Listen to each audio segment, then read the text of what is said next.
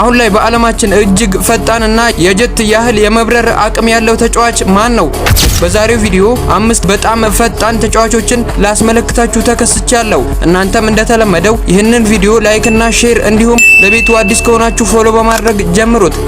አምስተኛ ላይ ፈጣን ተብሎ የተቀመጠው ተጫዋች ካይል ወከር ሲሆን ካይል ወከር ማንም ሊያልፈው የማይችል ድንቅ የሆነ ተከላካይ እንደሆነ ይታወቃል። ምናልባት በድንገት ካለፉት እንኳን አስደንጋጭ በሆነው ፍጥነቱ ኳስን የመቀማት አቅም አለው። ወከር ከ35 እስከ 36 ሀወር ድረስ መፍጠን ይችላል። አራተኛ ደረጃ ላይ የምናገኘው አዳማ ትራውሬን ነው። ይህ ግዙፍና አስፈሪ ተክለ ቁመና ያለው ተጫዋች በወልቭስ ቤት ብሎም በዌስትሃም ቤት ብዙ ተመልክተነዋል። ይህ ግዙፍ ተጫዋች በሰዓት ብቻ 36 ኪሎ ሜትር መሮጥና መወንጨፍ የሚችል ድንቅ ዊንገር ነው።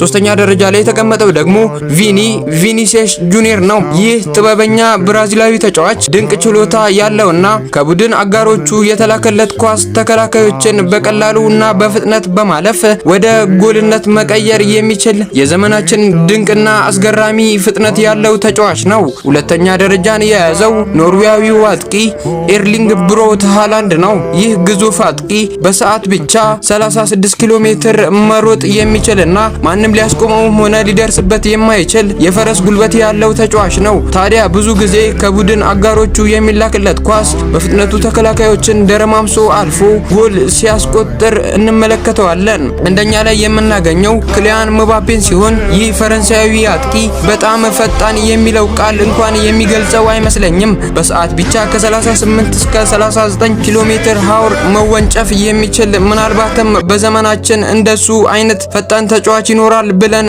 እንዳናስብ የሚያደርግ አይነት ፍጥነት ያለው ተጫዋች ነው። ኳስን በአመቺ ሁኔታ ካገኛት ለመሮጥ ተከላካዮች የሱ ተግዳሮት ሊሆኑ አይችሉም። ምናልባትም የ2022ቱን የዓለም ዋንጫ መመልከት በቂ ነው። እንዴት እያለፈ ጎል ሲያስቆጥር እንደነበር በዛ ዓለም ዋንጫ ተመልክተናል። ታዲያ እናንተም እንደተለመደው ፈጣን የምትሉት ተጫዋች ካለ ኮሜንት ሴክሽኑ የእናንተ ነው። ጻፍ አድርጉልኝ። መልካም ጊዜ ተመኘውላችሁ። መልካም ጊዜ ሆነላችሁ።